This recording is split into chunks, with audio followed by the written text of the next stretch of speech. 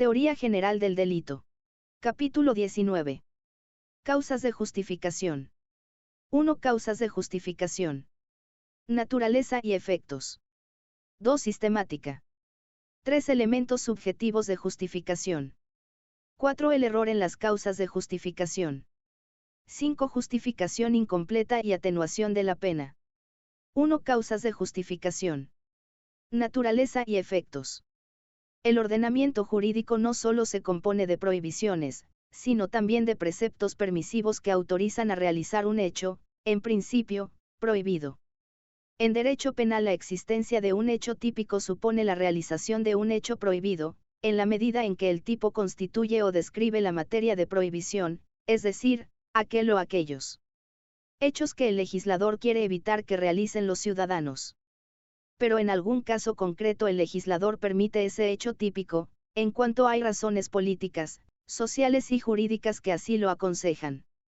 En estos casos, el indicio de la antijuricidad que supone la tipicidad queda desvirtuado por la presencia de una causa de justificación, es decir, por una causa de exclusión de la antijuricidad que convierte el hecho, en sí típico, en un hecho perfectamente lícito y aprobado por el ordenamiento jurídico.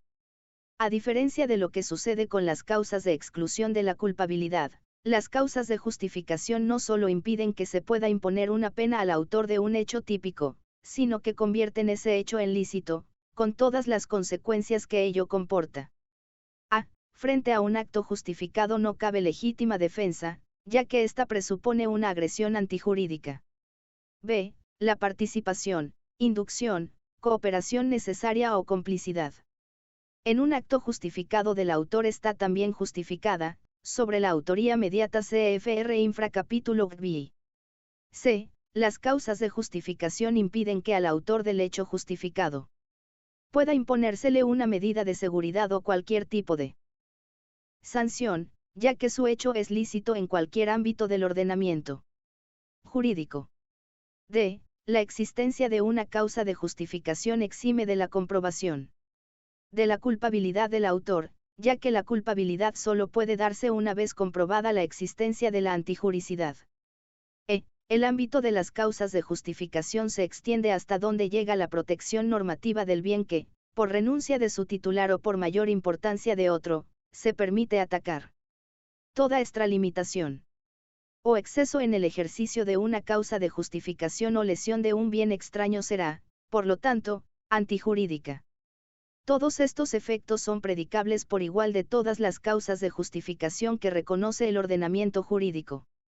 Del catálogo de eximentes de la responsabilidad criminal que contiene el art. 20 del Código Penal tienen el carácter de causas de justificación, la legítima defensa, art. 20,4 grados, el estado de necesidad, art. 20,5 grados, y el cumplimiento de un deber o el ejercicio legítimo de un derecho, art. 20,7 grados. Junto a ellas se considera también como causa de justificación el consentimiento. En los casos en los que la protección de un bien jurídico queda supeditada a la voluntad de su titular, lesiones, quizás ayuda al suicidio en situaciones extremas de eutanasia consentida, no así en los casos en los que es la voluntad misma la que es objeto de protección, en los que el consentimiento excluye ya la tipicidad, como en el hurto, en el allanamiento de morada o en general en los delitos contra la libertad. Sobre esta distinción infra capítulo 21.2. En la doctrina se atribuye además la cualidad de causa de justificación al derecho de corrección, que no sería más que un supuesto concreto del ejercicio legítimo de un derecho, y al riesgo permitido, especialmente como justificación en los delitos imprudentes. Respecto a este último, sin embargo, ya hemos visto antes, capítulo 17, que es, en realidad, un elemento excluyente del carácter imprudente de la acción, aunque, igual que sucede con la adecuación social, también puede utilizarse para marcar los límites de las causas de justificación y de la racionalidad del error sobre los presupuestos objetivos de las mismas, CFR infra 4. También la ausencia de dolo o imprudencia, el llamado caso fortuito. Es más bien una causa de ausencia de tipicidad, ya que no se da la relación psicológica mínima que permite en ese ámbito la imputación del hecho. En todo caso, parece claro que el catálogo de las causas de justificación no es un catálogo cerrado, por cuanto las causas de justificación no son un problema específico del derecho penal, sino un problema general del ordenamiento jurídico. Cualquier acto lícito desde el punto de vista del derecho público o privado puede serlo también para el derecho penal y, a la inversa, cualquier acto justificado en el derecho penal es también un acto lícito para las restantes ramas del ordenamiento jurídico, aunque en caso de estado de necesidad subsista la responsabilidad civil para el que resulte favorecido por la evitación del mal. CFR Art 118,1,13 Infra capítulo 35. El concepto de licitud o ilicitud, de jurídico o antijurídico, es un concepto general válido para todo el ordenamiento jurídico. Lo único específico de cada rama del derecho son las consecuencias que se atribuyen al acto jurídico o antijurídico. De aquí se desprende que las fuentes de las causas de justificación pueden tener su origen en cualquier rama del ordenamiento jurídico que, por medio de sus disposiciones, ley, reglamento, derecho consuetudinario, etc., autorice la realización de un hecho penalmente típico. Esto no quiere decir que el derecho penal no pueda justificar por criterios específicamente penales un hecho típico en el que se observen infracciones administrativas o civiles. Así, por ejemplo, puede apreciarse una causa de justificación en el policía que dispara contra un ladrón con un arma no reglamentaria, o en la mujer que aborta por indicación terapéutica sin cumplir los requisitos formales establecidos. Pero ello no parece motivo suficiente para admitir unas causas de exclusión de la antijuricidad específicamente penales o una categoría intermedia entre las causas de justificación y las de exculpación, lo que llevaría a una especie de causas de justificación de segunda división, con efecto solo en la responsabilidad penal. Por tanto, salvo en algún supuesto excepcional de subsistencia del ilícito no penal, CFR Supra capítulo 4, la justificación penal debe excluir la antijuricidad en todo el ordenamiento jurídico. 2. Sistemática. La doctrina se ha esforzado por reconducir las causas de justificación a una serie de principios generales que informan su regulación jurídica concreta. Las teorías monistas pretenden reducir todas las causas de justificación a un principio único que algunos ven en la idea de empleo de medios adecuados para un fin lícito, otros en la de más beneficio que perjuicio, y, finalmente, otros en la de ponderación de bienes. Sin embargo, estas teorías han sido abandonadas por cuanto utilizan conceptos vagos e indeterminados, incapaces de explicar unitariamente la naturaleza de cada causa de justificación en concreto, ya que cada una responde a ideas diferentes o a la combinación de varias de ellas. La doctrina dominante actualmente atiende a varios principios generales reguladores, comunes a diversos grupos de causas de justificación de la misma especie o similares en su punto de partida, y las clasifica luego en función de estos principios. De acuerdo con ello, las causas de justificación se suelen clasificar según predomine en ellas el principio de la ausencia de interés o el principio del interés preponderante. En las primeras el hecho queda justificado porque el titular del bien jurídico afectado por la conducta típica renuncia a la protección jurídica en el caso concreto, caso del consentimiento. En las segundas el hecho queda justificado porque la lesión de un bien jurídico se produce para salvar otro bien de mayor valor, estado de necesidad. Sin embargo, no son estos principios los únicos informadores de las causas de justificación, ya que, junto a ellos, juegan también un papel importante otros como el de la prevalencia del derecho, el de proporcionalidad, el de necesidad, etc., que no siempre son reconducibles a los otros dos. Realmente, debe estudiarse en cada causa de justificación en concreto cuáles son los principios que la inspiran, renunciando a cualquier apriorismo sistemático que, por lo demás, apenas tiene importancia práctica. También debe tenerse en cuenta que algunos casos de colisión de derechos de difícil solución por la vía del estado de necesidad o alguna otra causa de justificación específica se solucionan legislativamente estableciendo una justificación por el procedimiento, cuya observancia legitima la intervención que de otro modo sería ilícita. Sucede esto, por ejemplo, en el art. 156 respecto a la esterilización de deficientes mentales, o en las indicaciones del aborto recogidas en la Lo 2/2010, De 3 de marzo, véanse Muñoz Conde, 1995, Acemer/Larrauri, 1997. 3 elementos subjetivos de justificación. Las causas de justificación tienen elementos objetivos y subjetivos.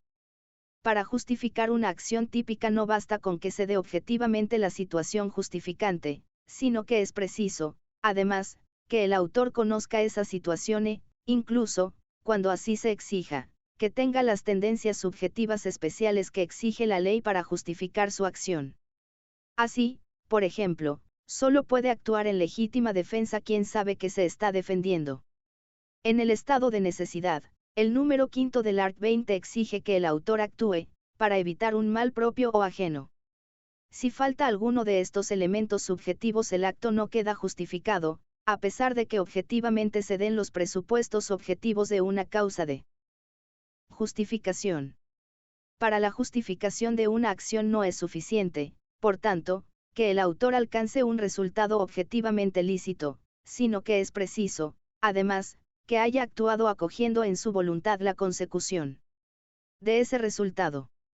No actúa, por ejemplo, en legítima defensa quien mata por venganza a otro sin saber que la víctima estaba esperándolo precisamente para matarlo. La exclusión de la legítima defensa en este caso no se debe a que se mate por venganza, sino a que el autor no sabía subjetivamente que estaba defendiéndose de la agresión de la víctima.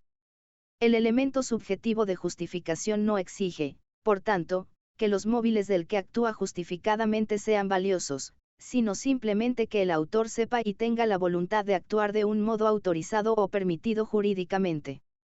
Así, por ejemplo, un funcionario de prisiones puede ejercer su profesión porque es un sádico y disfruta con el dolor ajeno, pero, en la medida en que actúe dentro de los límites legales y sepa y quiera actuar dentro de esos límites, actúa justificadamente.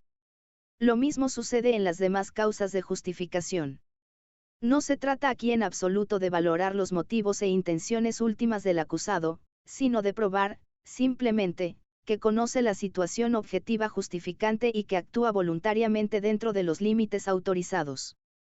De acuerdo con lo dicho en el capítulo anterior, la ausencia del elemento subjetivo de justificación en una situación objetivamente justificada mantiene el desvalor de acción, aunque no el del resultado. Por eso solo puede hablarse de una tentativa del delito que el sujeto creía que cometía, pero no de consumación. Aunque también podría valorarse como una eximente incompleta, CFR Infra 4 y 5. 4. El error en las causas de justificación. La justificación de una acción solo se da, por tanto, si concurren tanto el elemento subjetivo como el objetivo de la respectiva causa de justificación. La falta de cualquiera de estos elementos determina que el acto siga siendo antijurídico. Esto puede darse tanto por falta del elemento subjetivo, el autor no quiere actuar conforme a derecho, pero su acto causa un resultado objetivamente lícito, como por falta del elemento objetivo, el sujeto quería actuar conforme a derecho, pero el acto que produjo no está objetivamente autorizado por el derecho. Tanto en un caso como en otro nos encontramos con un error que, aunque no afecta a la antijuricidad, puede tener repercusiones en otra categoría del delito, la culpabilidad, o en la determinación de la pena. El error en las causas de justificación puede referirse a distintos elementos de las mismas y presentar distintas particularidades que conviene examinar por separado. 1. El error sobre los presupuestos objetivos de las causas de justificación. El criterio de lo razonable para delimitar la justificación real de la putativa. Uno de los casos en que falta el elemento objetivo es en el supuesto de la creencia errónea en la existencia de los presupuestos objetivos de una causa de justificación. El sujeto creía en la existencia de un hecho que, de haberse dado realmente, hubiera justificado su acción. El autor disparó porque creía erróneamente que la víctima iba a dispararle. Para resolver esta clase de error, hay que tener en cuenta, sin embargo, que, igual que sucede respecto a otros elementos subjetivos del delito, dolo, imputabilidad, también en el ámbito de los elementos subjetivos de las causas de justificación nos ocupamos de tendencias, percepciones subjetivas de la realidad, etc., de difícil constatación empírica. A través de la prueba en el proceso. Las diferencias entre lo real y lo putativo son, a veces, difíciles de marcar en el caso concreto y dependen de las más diversas circunstancias objetivas y subjetivas. Por eso es necesario dejar un cierto margen al individuo en la apreciación de la realidad concreta. Si una persona, tras una valoración de las circunstancias, considera, prudente y razonablemente, que va a ser víctima de una agresión y reacciona defendiéndose, parece correcto considerar que actúa justificadamente, aunque objetivamente no se dé exactamente el presupuesto de la legítima defensa. Es razonable, por tanto, trasplantar también a este ámbito los criterios que ya hemos utilizado para delimitar el tipo de injusto del delito imprudente y la imputación objetiva, riesgo permitido, adecuación social, etc. Quien actúa ex ante dentro de los márgenes admitidos socialmente al apreciar el presupuesto de una causa de justificación, actúa justificadamente, aunque luego ex post resulte que su percepción de la realidad fue objetivamente errónea. El verdadero error jurídicamente relevante comenzará a plantearse solo cuando el sujeto traspase en su apreciación los límites del riesgo permitido y de lo razonable y adecuado socialmente, CFR Infra capítulos 20 y 21. La repercusión práctica de lo que se acaba de decir se refleja sobre todo en que, mientras exista causa de justificación, no habrá responsabilidad de ningún tipo, ni penal, ni civil, ni administrativa, y tampoco cabe legítima defensa de la persona sobre la que recae la acción justificada, aunque sí el estado de necesidad, en la medida en que esta persona no haya provocado la suposición errónea del que actúa justificadamente. En definitiva, la distinción entre causa de justificación y causa de exclusión de la culpabilidad no puede hacerse sobre una imagen cliché falsa del ser humano, en la que exista una congruencia total entre la realidad objetiva y la percepción subjetiva. Esta congruencia la mayoría de las veces no se da. Siempre hay extremos que se perciben mal o incompletamente, datos de la realidad que el individuo malinterpreta. Sería absurdo exigir al acusado por la necesidad, o al que se encuentra ante la inminencia de lo que cree una agresión, porque tiene motivos reales para pensar que es tal, comprobar pausada y tranquilamente todos los datos objetivos, por ejemplo, que el humo se debe realmente a un simulacro de incendio y no a un incendio verdadero, que el sujeto que le amenaza con una pistola es un bromista y no un asesino a sueldo, y que la pistola está cargada, que quien intenta entrar a la habitación por la ventana subrepticiamente es su hermano, y no un ladrón, etc. Y ello no solo porque no se puede exigir a todo el mundo la presencia de ánimo y la serenidad necesaria para proceder a esa comprobación, sino también porque, si se pierde mucho tiempo en ello, la reacción defensiva, la adopción de medidas de salvamento, etc., pueden llegar demasiado tarde y carecer de eficacia. En la constatación de los presupuestos objetivos de las causas de justificación que veremos en los capítulos siguientes no se pueden desechar todas las representaciones, creencias subjetivas, conocimientos especiales, etc., que tuvo el sujeto en el momento de su actuación porque ello supondría tanto como sustituir al sujeto de carne y hueso, por una especie de sujeto de cartón piedra. Pero esto tampoco quiere decir que sean los criterios subjetivos los únicos a tener en cuenta para constatar la existencia de los presupuestos objetivos de las causas de justificación, pues ello, aparte de borrar la distinción entre justificación y exculpación, que ya vimos al comienzo de este capítulo, tiene importantes repercusiones prácticas, llevaría además a resultados prácticos intolerables, dejando en manos de cada individuo la constatación de los presupuestos objetivos de las causas de justificación. Parece, pues, que no hay más remedio que, a partir de las creencias subjetivas del sujeto, proceder a valorarlas objetivamente. Conforme al criterio de lo razonable, pues, en definitiva, el sujeto razonable es también el modelo de referencia que el derecho utiliza para hacer sus valoraciones sobre lo justo y lo injusto. La constatación, por tanto, razonable, de los presupuestos de una causa de justificación puede dar lugar a la existencia de la misma. La constatación, no razonable, por debajo del estándar socialmente admisible, debida a miedo, nerviosismo, precipitación, confusión, etc., será considerada como una causa de exclusión o atenuación de la culpabilidad, que deja subsistente la antijuricidad y que en ningún caso transforma un delito doloso, homicidio, por ejemplo, en uno imprudente, siendo así que se trata de supuestos en los que el sujeto sabe perfectamente que realiza el tipo objetivo de un delito y quiere realizarlo. Para más detalles, Muñoz Conde, 1992, 2009 e infra lo dicho en el capítulo siguiente sobre legítima defensa y estado de necesidad putativo. En el mismo sentido, Requejo. Conde, 1998. En contra, Baldagua Santana, 1995, pp. 201 ss. Esta es la diferencia más importante con otros planteamientos doctrinales, que entienden como un error de tipo al error sobre los presupuestos de las causas de justificación. 2. El error sobre los límites y sobre la propia existencia de una causa de justificación. También puede darse un error sobre los límites de la causa de justificación. El sujeto creía erróneamente que su acción estaba autorizada, el policía creía que podía disparar contra todo el que pasara un semáforo en rojo, o un error sobre la existencia de la causa de justificación misma. Creer que cabe defender la patria organizando un grupo paramilitar para la guerra sucia, contra el terrorismo, o para dar un golpe de Estado. En ninguno de los dos casos de error expuestos se da el elemento objetivo de la respectiva causa de justificación, legítima defensa, ejercicio de un derecho o cumplimiento de un deber, y el hecho es antijurídico.